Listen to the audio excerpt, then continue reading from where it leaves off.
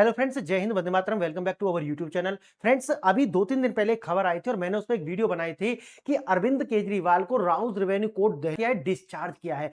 अरविंद केजरीवाल को डिस्चार्ज किया गया था और उसके बाद में अरविंद केजरीवाल बाहर आते हैं और फक फक कर रोने लगते हैं कि देखिए मुझको तो खामोखा फंसाया गया था। और उन्होंने ऐसा प्रिटेंड किया, इसको ऐसा दिखाया कि जैसे उनको बरी कर दिया गया है। और मैंने तुरंत इस पर वीडियो बनाई थी कि देखिए घुंगरू सेठ जो है किस तरीका से इसको प्रिटेंड करा जा रहा है। लेकिन आज का जो मुद्दा है बिल्कुल अलग है और आज का मुद्दा यह है कि अरविंद केजरीवाल जो है नई अनारकली बन चुके हैं। यानी कि अरविंद केजरीवाल की स्थिति अनारकली जैसी हो गई है कि जैसे मूवी में बोलते थे ना जोधा अकबर में कि सलीम तुम्हें मरने नहीं देगा और हम आपको जीने नहीं देंगे, बिल्कुल यही स्थिति बीजेपी ने इस अनारकली की बना दी है। और आज मैं आपको स्पष्ट करके दिखाऊंगा कि जब अरविंद केजरीवाल कहते हैं कि मैं बाहर आ चुका हूं, तो मैं कहता हूं कि आप नहीं है बल्कि आपको छोड़ा गया है। तो आइए देखते हैं आज की जो स्थिति क्या है। आज मैं आपको यह बताऊंगा कि पॉलिटिकल समीकरण किस तरीका से बन रहे हैं और कारण क्या है कि आखिरकार अरविंद केजरीवाल को बाहर लाया क्यों गया है, उसके कारण क्या है। आइए देखते हैं थोड़ा सा इसको। देखिए राजनीतिक दांव और पेच क्या चलते हैं उसे भी देखिए।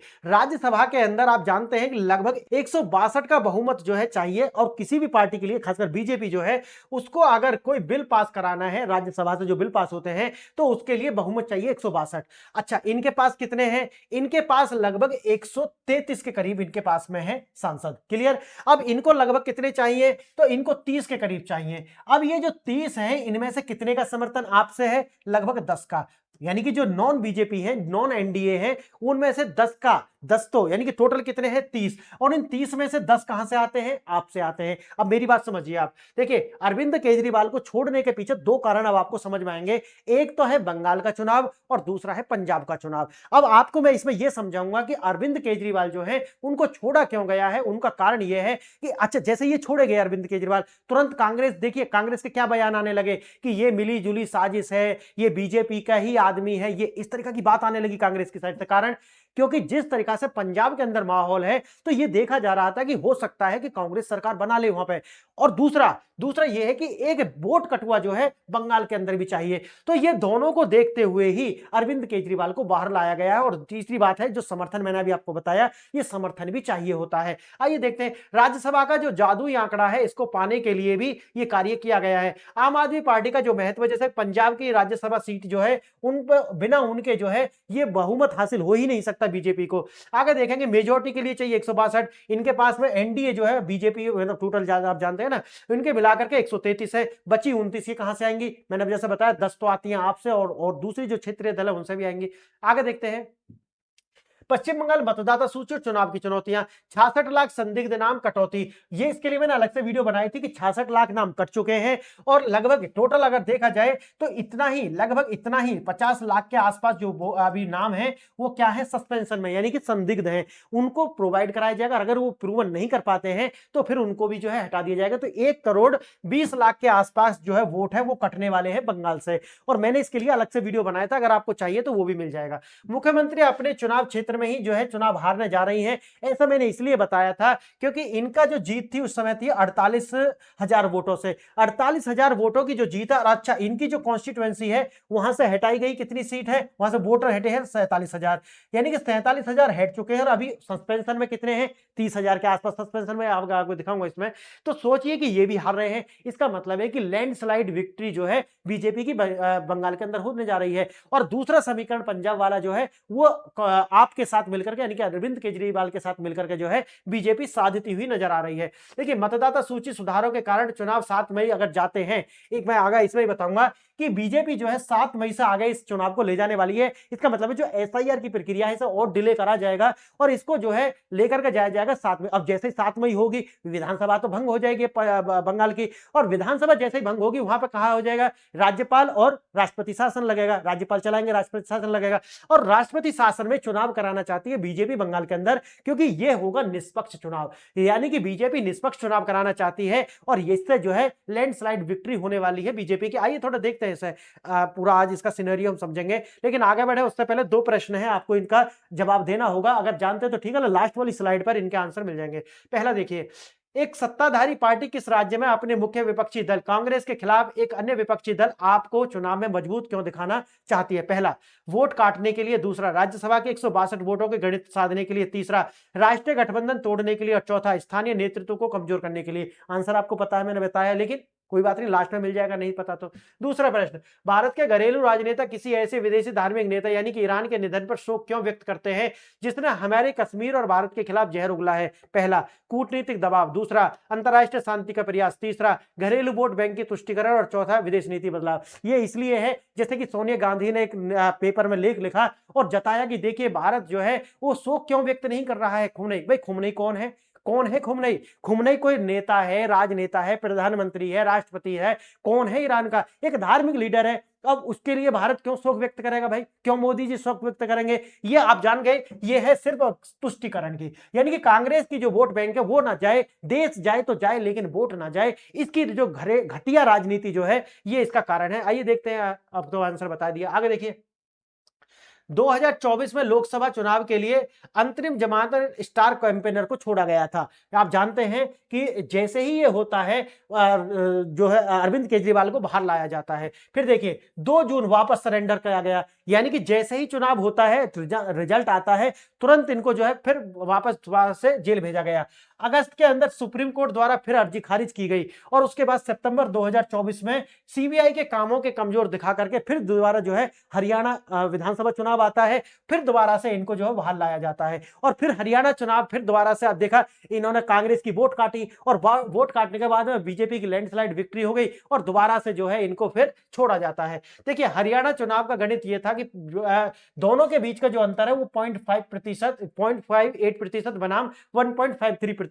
देखिए भाजपा और कांग्रेस के बीच जो जीत का केवल अंतर है वो कितना है? 0.85% वोट का अंतर था। इसका मतलब है कि अगर आप जो नहीं होते, आप यानी कि अरविंद आम आदमी पार्टी, तो सोचिए कि ये जो वोट शेयर है ये आने वाले समय में या खासकर जो हरियाणा के अंदर एक बहुत बड़ा खेल कर सकता था। तो आप जो है यानी कि अरविंद केजरीवाल की जो पार्टी है उसको एज ए वोट कटुआ पार्टी की तरीका से जो है बीजेपी अलग तरीका से यूज कर रही है, और जो कि एकदम सही है कि भाई देखिए पॉलिटिक्स है, पॉलिटिक्स में यहाँ पर माला जपने तो आई नहीं है, ये तो सब करना पड़ेगा। अगले साल पंजाब में चुनाव है, जनता नाराजगी के कारण जो है कांग्रेस की बड़ी जीत होने की संभावना है। लेकिन आप जानते हैं कि देखो पॉलिटिक्स तो इसे ही कहते हैं, लेकिन भाजपा एनडीए कांग्रेस कराना चाहती है, यानी कि कराना चाहती है कि आप और कांग्रेस, यानी कि आपको ऐसी सीटों पर लड़ाएगी जहां से कांग्रेस हार जाएगी, और एक जो है त्रिशंकु बनाने के विचार में जो है बीजेपी यहां दिखाई पड़ती है।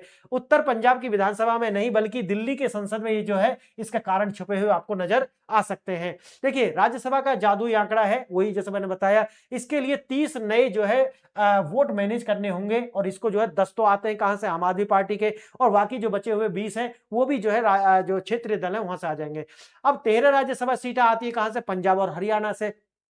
अगर कांग्रेस पंजाब में आपको खत्म कर देती है तो ये 9 से 10 सीट जो है वो भी साथ जाएंगी, जबकि बीजेपी नहीं चाहती है। बीजेपी चाहती है कि ये सीट जो है बीजेपी के साथ ही रहे।